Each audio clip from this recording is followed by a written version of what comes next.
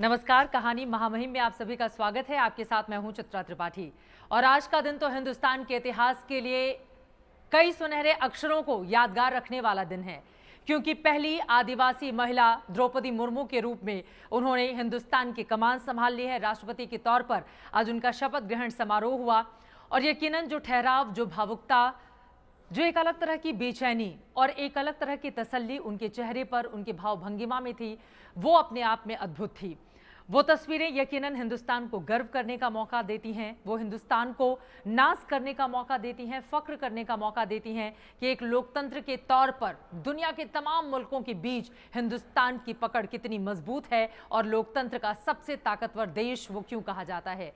क्योंकि समाज के आखिरी छोर पर खड़ा हुआ व्यक्ति अगर इस देश का महामहिम बने, इसी बात से आप समझ सकते हैं कि आज का दिन हम सब के लिए कितना ज़्यादा खास रहने वाला है। द्रौपदी मुर्मू, वैसे तो इनकी कहानी मैं आपको दिखा चुकी हूँ, चूँकि मैं खुद ही इनके गांव गई थी। न सिर्फ इनके मायके, इनके ससुराल, इनके दोस्तों, इनके भाई, उन तमाम लोगों की बातें आप तक पहुँचाई, लेकिन चूँकि डिजिटल के माध्यम से उन कहानियों को और ख़ास तौर से उन बातों को याद कर लेना ज़रूरी है जो मैंने अपनी आँखों से देखा और जो पर्दे के पीछे रह गया। एक एक करके वो कहानी मैं आप तक पहुँचाना चाहूँगी। आपको बताते चलें कि सबसे पहले सुबह सुबह उठ के मैं भुवनेश्वर एयरपोर्ट पर उतरती हूँ, राजधानी दिल्ली से। भुवनेश्वर एयरपोर्ट से सीधे मैं रुक कर लेती हूँ द्रौपदी मुर्मू के गांव का ऊपरबेड़ा, जिसको लेकर देश में चर्चाएं गर्म रहती हैं। और ऊपरबेड़ा जाने के लिए मुझे तकरीबन 7 घंटे तक का सफ़र तय करना पड़ता है गाड़ी से। कई जगहों पर उबड़ खाबड़ रास्ते भी आए, लेकिन सड़कें शानदार थीं भुवनेश्वर की, और गाँव में जाने के लिए भी अच्छे रोड बनाकर रखे हैं वहाँ की सरकार ने। मन में एक बेचैनी थी जब मैं गाड़ी से होते हुए जा रही थी। ज़ोरदार बारिश भी हो रही थी। शूट के लिए थोड़ा सा समय था, हमें 1.5 दिन में शूट ख़त्म करके वापस भी आना था। और उसमें चूंकि आप 300 से ज़्यादा किलोमीटर का सफ़र तय करते हो, तो आप समझ सकते हैं मैं पहुंची ही बहुत देर से। थोड़ा समय था शूट करने के लिए, लेकिन देर रात शूट करने के बाद मैं वापस लौटी थी।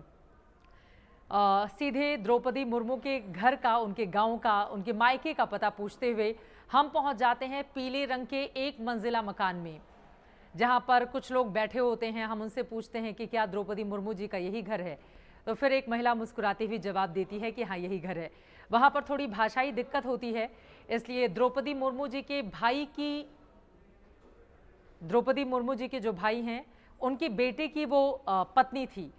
तो आप इससे समझ सकते हैं रिश्ता। उनके भतीजे की पत्नी से मेरी मुलाकात होती है। फिर वो मुझे एक एक करके पुरानी तस्वीरें दिखाती हैं, खूब बातचीत करती हैं। हालांकि टूटी फूटी हिंदी में वो अपनी भावनाओं का इजहार करती हैं। जो घर मैंने देखा था, एक राष्ट्रपति जिसके अगर इतिहास में आप जाकर देखेंगे तो बिल्कुल साधारण सा घर, हालांकि साफ सुथरा था, पीले रंग से रंगाई पुताई हो गई थी और देख के लग रहा था कि अभी हाल ही में रंगाई पुताई हुई है। जब से द्रौपदी मुर्मू जी के नाम का ऐलान किया गया होगा, मुझे लग रहा है कि तभी घर में रंग रोगन का काम किया गया था। फिर मैंने उनसे उड़िया में गाने भी सुने, उनके मन की अभिव्यक्ति क्या रही। बहुत संघर्ष किया द्रौपदी मुर्मू ने। ये कहानी अब देश को पता ही है, आप जो लोग द्रौपदी मुर्मू जी की कहानी सुन रहे हैं, कि उनके 3 बच्चे इस दुनिया में नहीं रहे। 2 जवान बेटों को उन्होंने खो दिया और एक छोटी सी बच्ची को जब उन्होंने जन्म दिया था, उसी समय उनकी डेथ हो गई थी। 2 जवान बेटे, एक को 2009 में, एक को 2013 में, और उसके बाद 2014 में उनके पति, जिससे उन्होंने प्रेम विवाह किया था, श्याम चरण मुर्मू, पहाड़पुर गांव, जहां के वो रहने वाले थे। लेकिन द्रौपदी मुर्मू चूंकि क्लास 7वीं तक उन्होंने तो अपने गांव में ऊपरबेड़ा में ही पढ़ाई की, लेकिन उसके बाद वो भुवनेश्वर चली जाती हैं आगे की पढ़ाई के लिए, और फिर एक कॉलेज से ग्रेजुएशन की शिक्षा भी वो लेती हैं। फिर वहाँ पर पढ़ाती भी हैं एक स्कूल कॉलेज में। ये कहानी तो आपको सभी को पता है।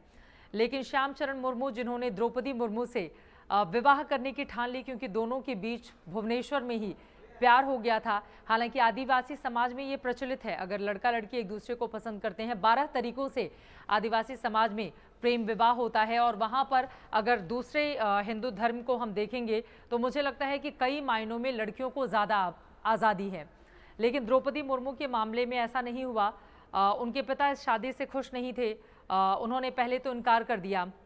बाद में जो उनके भाई से मेरी बातचीत हुई, मैंने जब उनके भाई से सवाल जवाब किए कि प्रेम विवाह था उस ज़माने में, एक आदिवासी लड़की अगर प्रेम विवाह करती है तो फिर घर वालों का क्या रिएक्शन था, तो उन्होंने बताया कि घर वाले तैयार नहीं थे।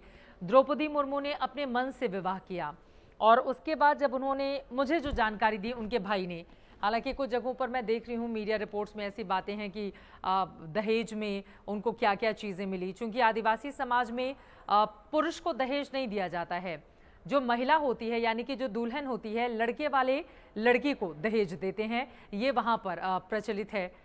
दहेज हालांकि किसी रूप में खराब ही है, लेकिन अगर लड़कियों के मामले में ऐसे दहेज की प्रथा है तो इसको अच्छा माना जा सकता है, कम से कम लड़कियों की मजबूती के लिए। तो फिर द्रौपदी मुर्मू श्यामचरण मुर्मू जाते हैं परिवार में, 3 दिन गांव में रहते हैं, लेकिन उनके पिता इनकार कर देते हैं। द्रौपदी मुर्मू ने खुद से प्रेम विवाह कर लिया, जो उनके भाई ने मुझे जानकारी दी। और बाद में जब प्रेम विवाह हो गया तो परिवार वालों के समझाने के बाद फिर द्रौपदी मुर्मू के घर वाले भी मान गए। टुंडू ये अपनी पहले उपनाम में जो अपनी जाति लिखती थी, लेकिन श्यामचरण मुर्मू से विवाह करने के बाद फिर इन्होंने अपना नाम मुर्मू लगा लिया। इनके बचपन का नाम द्रौपदी नहीं था, इनके बचपन का नाम दुति था, लेकिन बाद में इनके शिक्षक ने, चूंकि ये पढ़ने में अच्छी थी, बात व्यवहार में बहुत अच्छी थी, और एक आदिवासी बच्चे आप सोच सकते हैं जो अपने गांव की कॉलेज में जाने वाली पहली स्टूडेंट रही हो। आज खुद इस बारे में जिक्र द्रौपदी मुर्मू जी की ओर से किया गया है। उन्होंने खुद ही बताया कि आज़ादी के बाद जन्म लेने वाली वो पहली महिला राष्ट्रपति हैं। उन्होंने ये भी बताया कि कितने गरीब परिवार से वो आती हैं और उनके ज़रिए जितने भी इस मुल्क के गरीब लोग हैं वो एक बड़ा सपना देख सकते हैं कि जब भी आप बड़ा सपना देखेंगे वो सपना ज़रूर पूरा होगा। तो द्रौपदी मुर्मू के बारे में मैंने आपको जानकारी दी कि लव मैरिज किया, बाद में उनके परिवार वाले तैयार हुए और फिर धूमधाम से स्वीकारोक्ति हो गई दोनों ही परिवार के बीच में। लेकिन कहते हैं कि कई बार ज़िंदगी एक अलग रास्ते पर आगे बढ़ रही होती है, बहुत सारी कामयाबी वो तय कर रही होती है, लेकिन उसी दौरान जो पर्सनल उनकी व्यक्तिगत ज़िंदगी में जिस तरह के उतार चढ़ाव आए, एक महिला के लिए उसको बर्दाश्त कर पाना कितना ज़्यादा मुश्किल रहा होगा, ये मुझे बताने की ज़रूरत नहीं है। 2 जवान बेटों को खोना, अपनी आंखों के सामने उनको मरते हुए देखना, शब्दों के ज़रिए तो मैं इसको बयां कर पा रही हूँ, लेकिन जिनके ऊपर ये गुजरी होगी उनके लिए एक एक सांस लेना खुली हवा में कितना मुश्किल लग रहा होगा, ये बताने की ज़रूरत नहीं है। 2 बच्चों की मौत से अभी उबरी भी नहीं, तब तक 2014 में उनके पति की बीमारी की वजह से मृत्यु हो गई। बहुत सारी मानसिक परेशानियों से जूझती हुई वो आगे बढ़ रही थी। तब चूंकि 2015 में उनको भारतीय जनता पार्टी की ओर से राज्यपाल बनाया गया झारखंड का, और पहली महिला आदिवासी राज्यपाल बनने का गौरव भी उनको हासिल है। पार्टी ने भी उनको बहुत मदद की उनके इस जीवन के उतार चढ़ाव में। कहा जाता है कि आप जिस भी संगठन से ताल्लुक़ रखते हैं, अगर वो आपके साथ आपके मुश्किल वक्त में खड़ा हो, यकीनन जैसा कि उनके परिवार वालों की ओर से जानकारी दी गई, 2015 में उनके पति की मौत के बाद उनको 1 साल के बाद झारखंड का राज्यपाल बनाया जाता है। वो वहाँ पर जाती हैं, लेकिन अपने आप को संभालने के लिए, एक महिला जो पूरी तरह से अंदर से टूट चुकी थी, उनको खुद को अपने आप को संभालने के लिए बहुत जतन और बहुत जद्दोजहद करने पड़ गए। द्रौपदी मुर्मू सुबह 3:30 बजे उठती हैं, उसके बाद वो ध्यान लगाती हैं, मेडिटेशन करती हैं, और फिर वो चाय नाश्ता लेती हैं, और उसके बाद अपनी आगे की तैयारी, जिस भी ऑफिस में वो रही हैं अब तक का उनका यही शेड्यूल चलता हुआ चला आ रहा है, लेकिन 2 घंटे सुबह ध्यान का, मेडिटेशन का वो ज़रूर निकालती हैं, जिसकी वजह से इतने बुरे ये जो दौर बीता उनका साल 2009 से लेकर 2014 तक का, उससे उन्होंने अपने आप को काफ़ी हद तक निकाल लिया। लेकिन अभी भी यकीनन जब वो महिला पीछे पलट कर देखती होगी अपने आसपास, उन तमाम लोगों को सिर्फ वो महसूस करती होंगी। इस बारे में आप समझ सकते हैं कि परिवार में कितनी मुश्किलें हुई थी। 1980 में उनकी श्यामचरण मुर्मू से शादी हुई थी, लेकिन 2014 में श्यामचरण उनको अकेला छोड़कर चले गए, बीमारी की वजह से उनका निधन हो गया। उसके बाद पहाड़पुर गांव में जो उनकी ज़मीन है, जो ससुराल की ज़मीन है, अभी मैं जब वहाँ पर गई थी तो उस ज़मीन को उन्होंने दान कर दिया, और अब वहाँ पर मैं जब गई थी 60 से ज़्यादा लड़कियाँ और लड़के दोनों ही वहाँ पे, लड़कियों के लिए अलग हॉस्टल, लड़कों के लिए अलग हॉस्टल बना हुआ है, वहीं पर स्कूल भी है, और उसी हॉस्टल में बच्चे रहते हैं। गरीब परिवार के ये बच्चे होते हैं। उड़ीसा में बहुत सारे ऐसे हिस्से हैं जहाँ पर उनको उतनी अच्छी शिक्षा नहीं मिल पाती है, तो वहाँ पर वो बच्चे रहकर अपनी पढ़ाई पूरी करते हैं। और जब मैं गई थी और मैंने पूछा कि द्रौपदी मुर्मू जी के बारे में आप क्या जानते हैं, तो छलते कूदते वो बच्चे उनको महामहिम के तौर पर अपनी बातें कहते हुए नजर आए। बच्चियां गाना सुना रही थीं। उनकी आंखों में भी एक बहुत बड़ा सपना द्रौपदी मुर्मू जी ने दिया है आज इस पद पर पहुंचकर। एक बार फिर से लौटती हूं मैं उनके ऊपरबेड़ा गांव में। वहां पर जब मैं पहुंची तो उनके परिवार वालों से मुलाकात करने के बाद फिर मैं उनके घर को देखना चाहती थी। तो फिर मैं उनके घर के अंदर गई। बारिश खूब ज़ोरदार हो रही थी, हमें शूट करने में भी बहुत परेशानी आ रही थी। जब मैं अंदर गई तो एक सामान्य परिवार, जैसे जो उनका जो घर था, एक लोअर मिडिल क्लास आप कह सकते हैं। चूँकि उनके जो भतीजे हैं वो बैंक में नौकरी करते हैं, तो लोअर मिडिल क्लास आप समझ सकते हैं कि गाँव में रहने वाले लोग बिल्कुल वैसे ही साधारण। फिर मैंने अंदर देखा, ऐसे ही साधारण गद्दे रखे हुए थे, एक चारपाई थी। फिर बारिश हो रही थी और जो छोटा सा आंगन था वहाँ पे टीन शेड लगा हुआ था, बारिश उससे नीचे की तरफ गिर रही थी। तो फिर मैंने चारपाई बिछवाई, तब तक उनके पड़ोसी लोग आ गए। फिर बैठ के मैंने वहाँ पर उनका इंटरव्यू किया था। बिल्कुल साधारण परिवार, बिल्कुल साधारण सा घर। आज चूंकि वो राष्ट्रपति का घर था, इस वजह से वो चमक भी रहा था, लेकिन जब द्रौपदी मुर्मू वहाँ पर रहती थी, पहले की बात है, तब वो बिल्कुल साधारण सा घर था। गांव में किसी आम आदिवासी का घर जैसा होता है, बिल्कुल उसी तरह से। फिर मैं जब उनके घर में, सब लोग बहुत खुश थे, गाना बजाना सारी चीज़ें करने के बाद जब मैं उनके घर से बाहर निकली तो मैंने सोचा कि ज़रा गाँव के बारे में जानकारी ले लें। उनके स्कूल भी जाना ज़रूरी था, जहाँ तक 7वीं की उन्होंने पढ़ाई शिक्षा ले रखी थी। हम उनके स्कूल में पहुँचे, ऐसा लग रहा था कि अभी हाल ही में बिल्डिंग जो बनाई गई है, 1 मंजिला ही था। लेकिन वहाँ का जो सबसे दुखद पहलू मुझे नज़र आया वो ये था कि वहाँ पर एक हैंडपाइप, और ऊपरबेड़ा गांव में रहने वाले जो आदिवासी बच्चियां हैं, वो बच्चियां छोटे छोटे मटके ले आकर, गगरी जिसको वहाँ पर बोला जाता है, उसमें लाकर वो पानी भर रही थी हैंडपाइप से, क्योंकि उनका जहाँ पे घर है वहाँ पर पानी की कोई व्यवस्था नहीं है। फिर 5-6 लड़कियाँ थीं, एक महिला भी आई थी, उनसे मैंने बातचीत की। फिर मैंने पूछा तो उन्होंने कहा कि नहीं, यहाँ पर पानी की बहुत, और आज आपने गौर किया होगा राष्ट्रपति बनने के बाद मुर्मू जी ने जो भाषण दिया उसमें भी उन्होंने पानी की समस्या का जिक्र किया, जिस पर उनका हमेशा फोकस रहता था। तो पानी लेकर वो बच्चियाँ छोटी छोटी जो इसी स्कूल में पढ़ती थीं, लेकिन उनके घर में पानी की पीने के लिए, खाना बनाने के लिए, नहाने के लिए पानी नहीं है, तो वो यहीं से लेकर जाती हैं।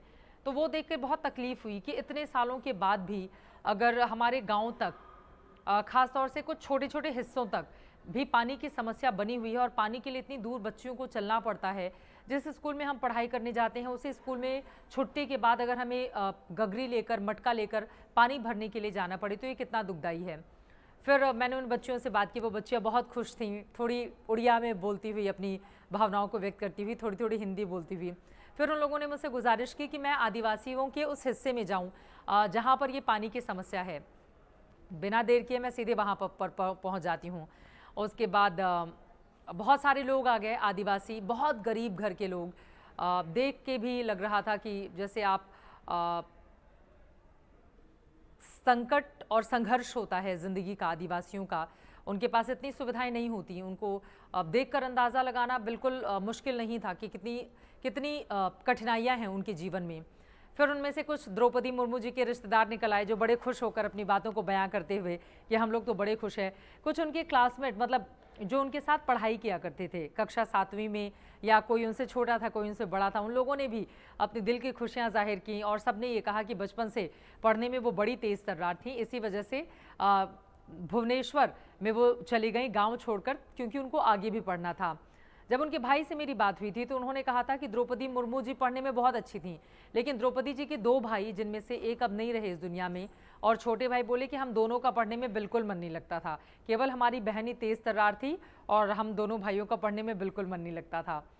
तो इससे आप समझ सकते हैं, देखिए आज द्रौपदी मुर्मू जी के परिवार को अगर न सिर्फ हिंदुस्तान बल्कि दुनिया भर के अब मुल्क जान रहे हैं कि हिंदुस्तान ने एक आदिवासी को अपने शीर्ष पद पर बिठाया है, तो दुनिया में इसको बहुत सराहना मिल रही है। और एक बच्ची, एक आदिवासी बेटी जिसको उसके घर वालों ने पढ़ाया, जिसको उसके पिता ने कभी भेदभाव नहीं किया कि हमारा ये बेटा है ये ज़्यादा पढ़े और बेटी है तो उसको हम भुवनेश्वर नहीं भेजेंगे, उनके परिवार ने भेदभाव नहीं किया। और जो लोग भी इस कहानी को सुन रहे हैं, इससे आप समझ सकते हैं कि बेटे और बेटियों में कोई फ़र्क नहीं होता है। आप अपनी बेटी को आज पढ़ा रहे हैं, न जाने कल किस मोड़ पर वो पहुंचे और फिर अपनी बेटी के नाम से आपकी पहचान बनी, जैसा कि द्रौपदी मुर्मू के कारण अब उनका न सिर्फ पूरा खानदान बल्कि जितने भी रिश्तेदार हैं, पूरा का पूरा गाँव, पूरा शहर और राज्य भी जाना जा रहा है। तो पिता ने भेदभाव नहीं किया, माँ ने किसी भी तरह का संकट उनके सामने खड़ा नहीं किया। उनको पढ़ने की इच्छा सी थी गांव से। आप सोच सकते हैं कि गांव से कोई बच्चे अगर भुवनेश्वर इतनी दूर जाकर पढ़ाई करे उस ज़माने में, आज का ज़माना नहीं, उस ज़माने में, तो ये कितनी बड़ी बात उस वक्त की रही होगी। तो प्लीज़ कम से कम द्रौपदी मुर्मू जी की कहानी से आप भी सीख ले सकते हैं। बेटों और बेटियों में कोई फ़र्क नहीं होता है। जितना बेटे आपका ख्याल रखेंगे, बेटियाँ भी उतना ही ख्याल रखेंगी। फिर मैं पहुंचती हूँ लोगों के पास, तो पानी की समस्या का संकट वो बताते हैं। एक छोटी सी झील बह रही होती है जिससे उबड़ खाबड़ रास्तों से होकर उनको आना जाना पड़ता है, तो वहाँ पर छोटी पुलिया की वो डिमांड कर रहे होते हैं। मैं पूरी उम्मीद करती हूँ कि कम से कम राष्ट्रपति बन जाने के बाद जो वहाँ के स्थानीय अधिकारी हैं और जो वहाँ की सरकार है, कम से कम गाँव की तस्वीर और तकदीर बदलिए। अगर आज़ादी के इतने सालों के बाद भी आज हम पीने के पानी और छोटे छोटे जगहों पे जहाँ पर परिवार रहते हैं वहाँ पर आने जाने की समस्या हो, तो ये कम से कम ठीक नहीं है। वहाँ पर लोगों की बाइट वाइट लेने के बाद फिर मैं निकलती हूँ द्रौपदी मुर्मू जी के मायके वाले गांव से उनके ससुराल वाले गांव में, और तकरीबन आधे घंटे का सफ़र अपनी 4 व्हीलर से गाड़ी से तय करने के बाद हम उनके पहाड़पुर गाँव में पहुँच जाते हैं। बिल्कुल चौराहे पर उनके पति श्यामचरण मुर्मू की एक प्रतिमा थी। वहाँ पर बड़े बड़े द्रौपदी मुर्मू जी के स्वागत के गेट बनाए गए थे, चूँकि अनाउंसमेंट हो चुकी थी उनके राष्ट्रपति बनने की, एनडीए उम्मीदवार की। तब मैं गई थी, जो कहानी मैं आपको सुना रही हूँ। फिर उसके बाद मैं जाती हूँ उस स्कूल में जिसकी कहानी आप तक मैंने पहुँचाई। वहाँ पर मेरी नज़र पड़ती है 3 मूर्तियों पर। द्रौपदी मुर्मू जी के पति श्यामचरण मुर्मू और उनके दोनों बेटों की मूर्तियाँ वहाँ पर लगी हुई हैं, और वहाँ पर 60 से ज़्यादा बच्चे अब अपनी ज़िंदगी को नया आकार, नया आकाश देने की कोशिश कर रहे हैं, ताकि वो भी बड़ा नाम कर सकें। और वो ज़मीन, वो जगह, सब कुछ द्रौपदी मुर्मू जी ने उनके लिए दान कर दिया है कि बच्चे अब पढ़ाई करें और अपने जीवन में जो भी सपना वो पाले हुए हैं उस सपने को पूरा करें। वहाँ पर टीचर्स से बातचीत करने के बाद और स्कूल देखने के बाद, अच्छा सा स्कूल है गांव के लिहाज से, मैं आपको बताऊं कि वहाँ पर तमाम सुविधाएं भी दी गई हैं। टीचर्स भी बहुत अच्छी थी, बच्चियाँ भी बड़े कॉन्फिडेंस के साथ अपनी बातें बयां कर रही थी। फिर वहाँ से निकलने के बाद द्रौपदी मुर्मू जी के ससुराल से मैं पहुँच जाती हूँ सीधे उनके भाई से मुलाकात करने के लिए, जो कि गांव से थोड़ी दूरी पर रहते हैं। वहीं पर उनके छोटे भाई, उनकी पत्नी, उनके छोटे भाई के बच्चे नहीं हैं, बड़े भाई के उनके बच्चे ज़रूर हैं। द्रौपदी मुर्मू जी की 3 बच्चों की, जैसा कि मैंने आपको जानकारी दी, 2 जवान बच्चे और एक शादी के बाद जो बच्ची हुई थी उनकी डेथ हो गई। उनकी एक बेटी हैं, उनकी शादी भुवनेश्वर में ही हुई है। तो जब मैं उनके घर पे गई थी, जहाँ पर द्रौपदी मुर्मू जी रायरंगपुर में रहती हैं, ख़ासतौर से जब वो गांव जाती हैं तो गांव में रहती हैं, ससुराल मायका, और जब वो यहाँ पर आती हैं रायरंगपुर में, तो उनका एक मकान है जहाँ पर उनके छोटे भाई रहते हैं। तो उनके छोटे भाई बाहर एक ठेले पे चाय बन रही थी, वहाँ पर पीछे जैसे आम लोग नहीं बैठते हैं कि बिल्कुल ऐसे ही छोटे छोटे मेज लगे हुए हैं, वहाँ पर बैठ के शाम के वक्त लोग चकल्लस करते हैं, आपस में बातचीत करते हैं, बिल्कुल वैसे ही उनके भाई टी-शर्ट पहने हुए ऐसे बैठे हुए थे। फिर जिनके ज़रिए हम लोग उनसे मिलने के लिए गए थे, उन्होंने हमारा परिचय कराया उनको बुला के कि ये राष्ट्रपति जी के भाई हैं। बिल्कुल साधारण, बोलने में हिचकिचाते हुए मैंने उनसे बड़ी गुजारिश की कि नहीं आप प्लीज़ बोलिए कुछ, आपकी बहन राष्ट्रपति बन रही है और अभी भी आप नहीं बोलेंगे। तो उन्होंने थोड़ी भाषा की दिक्कत की बात बताई। मैंने कहा कोई बात नहीं, मैं रिकॉर्ड करूँगी, अगर कहीं आपको लगेगा कि नहीं कुछ आपने गलत बोल दिया या कुछ ऐसा शब्दों के समझ में गलती हो गई है तो फिर मैं उसको ठीक कर लूँगी, बट आप बोलिए, क्योंकि पूरा देश आपको सुनना चाहता है कि राष्ट्रपति कैसी हैं हमारी, वो एक भाई से बेहतर कोई और तो बता नहीं सकता। तो हमने बड़ी गुजारिश की, वो बेचारे बड़े शर्मीले, ऐसे डरते सकुचाते हुए थोड़े से, फिर वो आते हैं और अपनी बात कहते हैं हमारे इंटरव्यू में। जब वो उस कमरे में लेकर गए जिसमें सोफ़ा रखा हुआ था और पूरा का पूरा कमरा द्रौपदी मुर्मू जी की तस्वीरों से भरा हुआ था, मुझे लग रहा है कि विधायक रहते हुए, मंत्री रहते हुए और राज्यपाल रहते हुए बहुत सारे लोगों ने जो उनको उनकी तस्वीरें गिफ्ट की होंगी, वो सारी तस्वीरें उस कमरे में सजी हुई थी। अगर गांव के हम घर से बात करें तो ये वाला घर काफ़ी ज़्यादा बेहतर था। ये वाला घर मुझे लग रहा है कि 2.5 मंजिला ये मकान था, जो रायगंज में था। तो फिर वहाँ पर मैं उनका इंटरव्यू करती हूँ, तो वो बताते हैं कि बचपन में पढ़ाई में बहुत अच्छी थी, हम लोग ख़राब थे। फिर बताते हैं हमारा बहुत ख्याल रखती थी। जिनका मैं इंटरव्यू कर रही थी वो भाई उनसे 12 साल छोटे हैं। मैंने पूछा कि भाई बहनों में कभी शरारत होती थी या बहन ने कभी पिटाई की आपकी? बहनें तो बहुत पिटाई करती हैं भाइयों की उनको सुधारने के लिए। तो वो हंसने लगे, बोले कि नहीं, मैं उनसे बहुत छोटा था, इससे कभी ऐसा मौका नहीं आया। वो पढ़ने में बहुत अच्छी थी और फिर उन्होंने लव मैरिज की, फिर राजनीति में कदम रखा और उनकी ज़िंदगी फिर आगे बढ़ती हुई चली गई। और वो वहाँ पर उनके जो भी छोटे मोटे कामकाज होते हैं उसमें उनका हाथ बटाने का काम करते हैं। तो द्रौपदी मुर्मू जी की पूरी कहानी, मेरी ऐसे भी बहुत सारे लोगों से बातचीत हुई। जब मैंने उनसे पूछा तो उन्होंने कहा कि एक बहुत साधारण महिला हैं वो, अपने जीवन में बहुत संघर्ष किया है उन्होंने, लेकिन उन संघर्षों को धता बताते हुए जिस मकाम पर वो आकर पहुंची हैं, अपने आप में उनको सैल्यूट करने का बार बार जी करता है। और लोकतंत्र के तौर पर हिंदुस्तान कितना सशक्त है, कितना मजबूत है, किस तरह से आगे बढ़ रहा है। कम से कम द्रौपदी मुर्मू जी को आज जब राष्ट्रपति पद की शपथ लेते हुए हम सब ने देखा, तो वो एक अलग ही जो भावनाएं थी वो उमड़ रही थी उस समय। और यकीनन ये हमारे देश की, हमारे लोकतंत्र की, हिंदुस्तान की खूबसूरती भी है। जिस दिन वोटिंग हुई थी और जिस दिन काउंटिंग हुई थी, वोटिंग तो अलग दिन, जिस दिन काउंटिंग हुई थी उस दिन मैं राजधानी दिल्ली में उनके आवास पर रिपोर्टिंग करने के लिए गई थी। दिल्ली का आवास तो यकीनन जैसा होना चाहिए वैसा ही था। वहाँ पर मैंने जो देखा, मुझे लगता है कि वो भी बताना आपके लिए ज़रूरी है। यहाँ पर राजधानी दिल्ली में बहुत भीड़ थी। प्रधानमंत्री जी वहाँ पर पहुँचे हुए थे, उन्होंने बधाई दी द्रौपदी मुर्मू जी को। बीजेपी के राष्ट्रीय अध्यक्ष जेपी नड्डा जी पहुँचे हुए थे। जब ये लोग निकल गए उसके बाद कुछ देर में गृह मंत्री अमित शाह जी वहाँ पर पहुँचते हैं। भारतीय जनता पार्टी के तमाम नेता वहाँ पर पहुँचते हैं। धर्मेंद्र प्रधान जो कि ओडिशा के बड़ा चेहरा हैं बीजेपी के और केंद्र में मंत्री, वही उनको हर जगह लेकर जाते हैं, लोगों से मुलाकात करवाते रहते हैं। गजेंद्र सिंह शेखावत, ये तमाम मंत्री लोग, मीडिया की मौजूदगी रहती है और खूब सारे आदिवासी परफॉर्मेंस के लिए वहाँ पर पहुँचे होते हैं। जो वहाँ पर कल्चरल परफॉर्मेंस चल रही होती है, खुशियाँ मनाई जाती हैं क्योंकि द्रौपदी मुर्मू जी ने शानदार तरीके से जीत हासिल की यशवंत सिन्हा को हराकर। और फिर एक एक करके सभी से वो मुलाकात कर रही होती हैं। बाहर बहुत बेसब्री से हम सब मीडिया वाले उनका इंतज़ार करते हैं और कुछ आदिवासी समुदाय से लोग आए होते हैं बहुत बड़ी संख्या में। थोड़ी देर के लिए वो बाहर निकलती हैं, लेकिन मीडिया की भीड़ बहुत ज़्यादा रहती है। फिर उसके बाद फ़ोटो कैप्चर करने में और बाकी वहाँ पे भीड़ अचानक से बढ़ जाती है।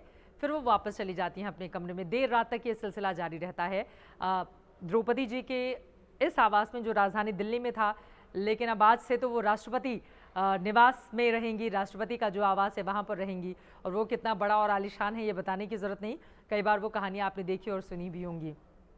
कुल मिलाकर द्रौपदी मुर्मू जी की जो कहानी मैंने आपको बताई, चूँकि मैंने उसे महसूस किया है, मैंने देखा है, मैंने शायद उनको जिया है, क्योंकि इस देश में हम सब जानते हैं कि किस तरह का भेदभाव होता आया है और किस तरह की परिपाटी भी रही है। अभी भी देश में 8.5% जो ऐसी आबादी है आदिवासियों की, 47 लोकसभा सीटों पर उनका प्रभाव रहता है, लेकिन उसके बावजूद उनको वो जगह मिल नहीं पाती है जो वास्तव में वो डिज़र्व करते हैं।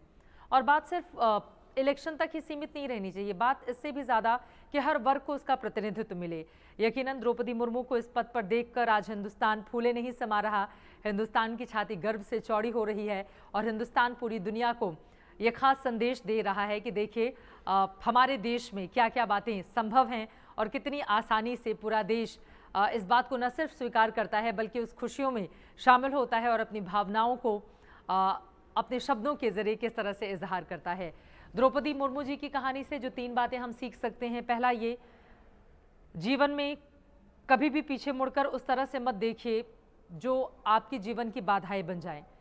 मुश्किलें आती हैं, वो आती रहेंगी क्योंकि जीवन का दूसरा हिस्सा वही है, लेकिन उन मुश्किलों से आपको पार पाना है, खुद को संभालना है और आगे बढ़ते चले जाना है।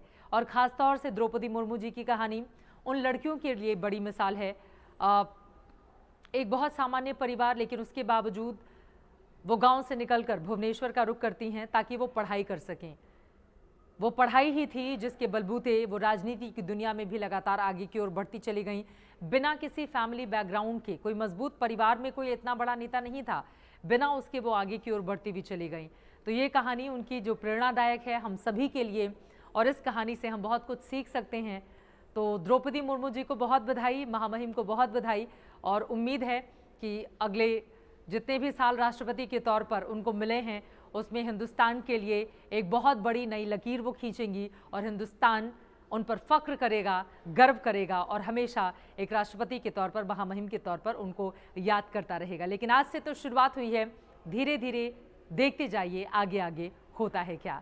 द्रौपदी मुर्मू जी की आंखों देखी कहानी जो मैंने महसूस की, मैंने देखी, वो कहानी मैंने आप तक पहुंचाई। इसी के साथ अभी के लिए मुझे दीजिए इजाजत, लेकिन देश और दुनिया की बाकी खबरों के लिए आप देखते रहिए आज तक डिजिटल।